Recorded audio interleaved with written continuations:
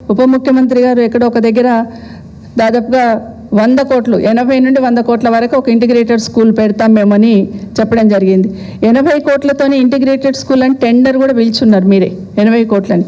తర్వాత దాన్ని గౌరవ ఉప ముఖ్యమంత్రి గారు 180 కోట్ల నుండి 100 కోట్ల వరకు చేస్తానని స్టేట్మెంట్ ఇవ్వడం జరిగింది. ఇదే గౌరవ ముఖ్యమంత్రి గారు మళ్ళీ షాద్నగర్ వెళ్ళి అక్కడ ఫౌండేషన్ వేస్తూ 125 కోట్లకు సంబంధించి ఫౌండేషన్ వేయడం జరిగింది. కానీ నిన్న చూస్తూ ఉంటే 200 కోట్లకి ఒక ఇంటిగ్రేటెడ్ స్కూల్ అనేది అనౌన్స్ చేయడం జరిగింది.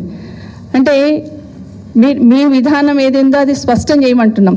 85 కోట్లలో యంగ్ ఇండియా ఇంటర్నేషనల్ స్కూల్ పెడతారా, 125 కోట్లలో పెడతారా, 200 కోట్లలో పెడతారా? ఎందుకు పెంచుకుంటూ పోయినారు?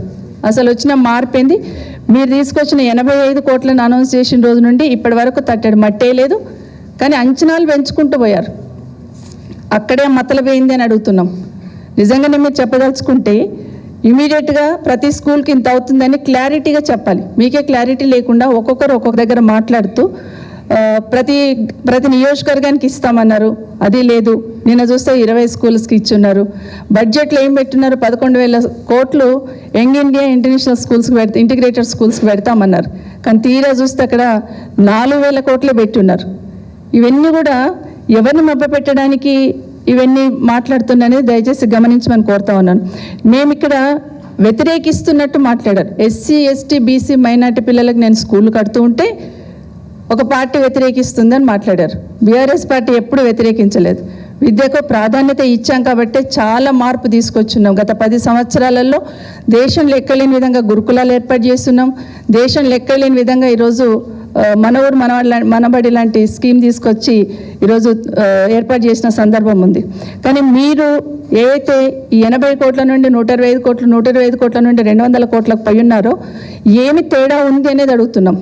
మొదట్లో మీరు మొదలుపెట్టినప్పుడు స్కూల్ బిల్డింగ్ ఫౌండేషన్ వేసినప్పుడు ఏమనుకున్నారు?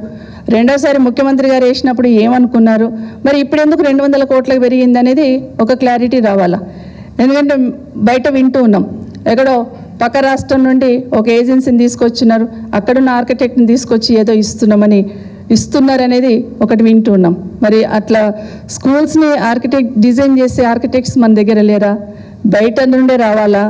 మరి దీని వెనకాల ఏదో మతలబు ఉందని డెఫినెట్గా అనుమానిస్తాము, ప్రశ్నిస్తాం కూడా. కాబట్టి దానికి ఒక క్లారిటీ ఇవ్వండి. ఇంకో మాట చెప్తున్నారు, ఇంటిగ్రేటెడ్ స్కూల్స్ ఏదైతే పెడుతున్నామో మొత్తం మార్పు తీసుకొచ్చేస్తాం అంటున్నారు.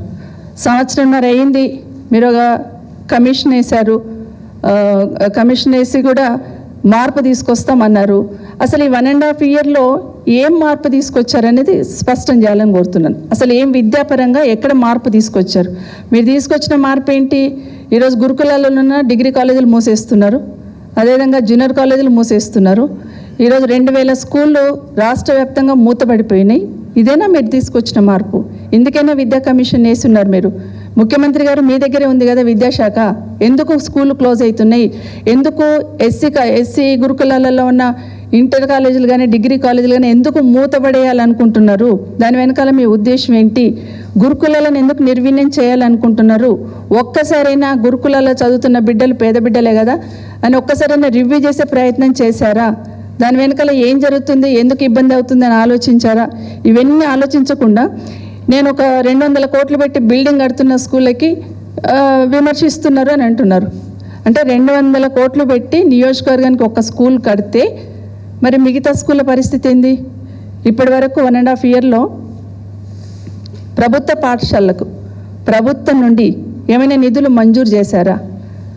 పోయినసారి మీరు అన్నారు కదా అక్కడున్న మహిళా సంఘాలకే ఇస్తున్నామని చెప్పేసి, ఆ ఇస్తున్న నిధులు కూడా అక్కడున్న జిల్లాలో ఉన్న మినరల్ డెవలప్మెంట్ ఫండ్స్ లాంటి ఫండ్స్నే అడ్జస్ట్ చేశారు తప్పిస్తే రాష్ట్ర ప్రభుత్వం నుండి స్కూళ్ళకి ఎప్పుడైనా ఇప్పటివరకు ₹1 మంజూరు చేశారని గౌరవ ముఖ్యమంత్రి గారిని అడుగుతా ఉన్నాను. నిజంగానే ఈరోజు ఇప్పటికీ స్కూల్ స్టార్ట్ అవుతాయి, ఇంకొక వారం రోజులు అయితే. కానీ అక్కడ ఇప్పటివరకు కదలిక లేదు. మళ్ళీ అక్కడ ఏమైనా చేయాలన్నా కూడా ఇప్పటివరకు కదలిక లేని పరిస్థితి చూస్తూ ఉన్నాం.